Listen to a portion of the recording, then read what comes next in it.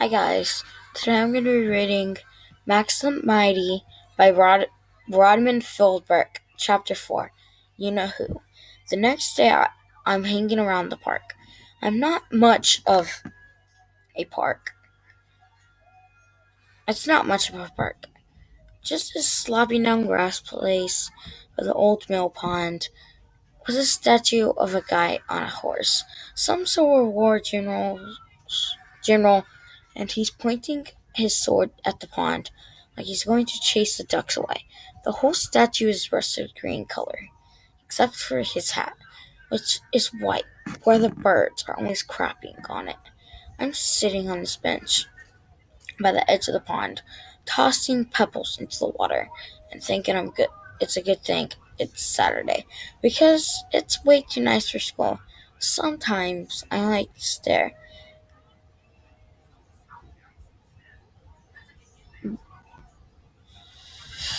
at the way the sun glitters on the water. This jagged bits of light that floats like diamonds or something. And if you look at it long enough, you feel sort of hypnotized. Like somebody has cast a spell, and when you wake up, the world will be changed into a better place. So I'm sitting there kind of zoned and not really thinking about anything when a familiar voice says, I heard they call you Freak the Mighty. It looks around, and there she is, the bookworm, sitting on the bench and staring with really intense green eyes. Eyes so hot and bright, you can almost feel the heat. Frank the Mighty was two people, I told her. Kevin and me. Who's Kevin? She asked. And I told her, so I tell her about my best friend Kevin Avery, a 3 foot high dude kid with a brain like Einstein, and how the other kids called him Freak because he had leg braces and his crummy disease that meant couldn't grow. How I used to act so dumb that everyone, including me, thought I didn't have a brain until Kevin showed me how to think, and how two of us became Freak the Mighty, and went on a lot of cool adventures, slaying dragons and fools, and walking high above the world. Cool, she says. So, where is he now, your little friend, Kevin? Did he move away or something? I don't really want to talk about it because there's something about the way Worm listens that makes it okay. He died, I told her, last year. She just sits there for a while thinking about it. Then she goes, What a crummy do. Yeah, I say it was. So, she goes, Now you're Max the Mighty. For some reason, that makes my ears burn hot. I'm just Max, I tell her. Just play Max. Worm had this sort of smile on her face like she knows a secret about me. And she's about to say what it is when the worried voice calls out. Rachel, leave the nice man alone. I turn and see a woman's perched on a bench nearby. She looks real nervous, like she's going to leap up at any second and scream for the cops. Like because I'm big and goofy looking, I might be a pervert or something. Guys, I'm not a pervert. Don't think I am. But before I I get really steamed up, I notice the woman looks familiar. She looks a lot like Worm, only older and sadder. Rachel, the woman says. Worm goes, It's okay, Mom. He's from school. The woman gets up in the bench and comes over. She's wearing this long old fashioned black dress, and she's got this stiff legged way of walking. Like her feet are hurting and she doesn't want them to touch the ground. When she gets closer, I notice these dark bruises under her eyes, and right away I know there's something scaring her. And it's not just me. I'm sorry, sir, she says. It's in a little, okay, I'm gonna redo that. I'm sorry, sir, she says in a low, sweet voice that's even sadder than her eyes. I thought you were a stranger, she's calling me sir. Like I'm grown up. And that makes me feel a little weird. I sort of like it and don't like it at the same time, yeah.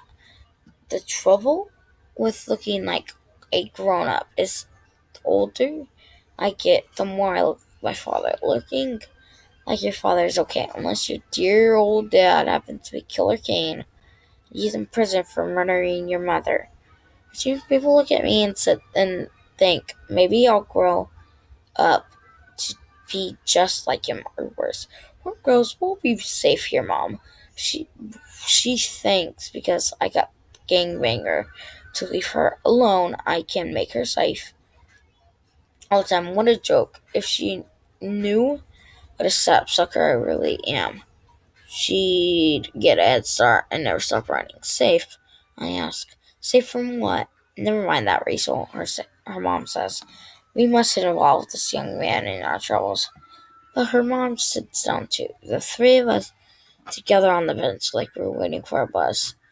Which is sort of strange because, okay, it's quiet for a while. And then Worm pipes up. You know what the pond reminds me of? The Wind of the Willows. Remember how Daddy used to read me that story? I remember, her mom says, kind of whistled. Worm roots around inside her backpack until she finds a dog-eared copy of the book. She flips through the pages, but you can tell she's practically got the thing memorized. She reads it so many times. Remember how Mole and Badger and Rat what? And Rat like to row around in a little boat, and Mr. Toad is always acting so grand and getting into trouble. Her voice is going higher. Like talking about a story is making her feel like a little kid again. She turns to me and says, "Remember, not exactly." I say, "You never read The Wind of the Willows?" I go, I saw the cartoon version on TV, which sounds so lame, having to admit that you've never read a really famous book. I'm expecting Worm to give me a hard time, but she doesn't. Instead, she says, "We don't even have a TV. You know who won't let us?" Huh? I say, my creepy stepfather, he hates TV. Even more than he hates books. My real dad loves TV and books. Rachel, her mom says, like a warning. Well, he does. Orman is. Real dad is always looking, sending me stuff to read. He calls me his little bookworm. Her mom stands up and takes a deep breath. Come along, she says, taking Worm by the hand. We have to keep moving. I'm wondering why they have to keep moving. And suddenly, this old black station wagon screeches to a halt on the street behind us. It's not a station wagon. It's an old Cadillac hearse. The kind that isn't used for funerals anymore.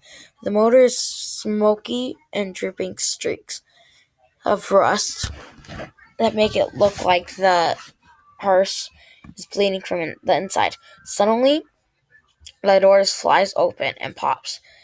This tall, skinny dude with a fluffy black hat and the top long black coat and black shoes. Everything's black. It's the Undertaker, and he's coming to get us. Okay, guys, please subscribe to Dinosaur Pooh 173 and like and subscribe this video. Bye.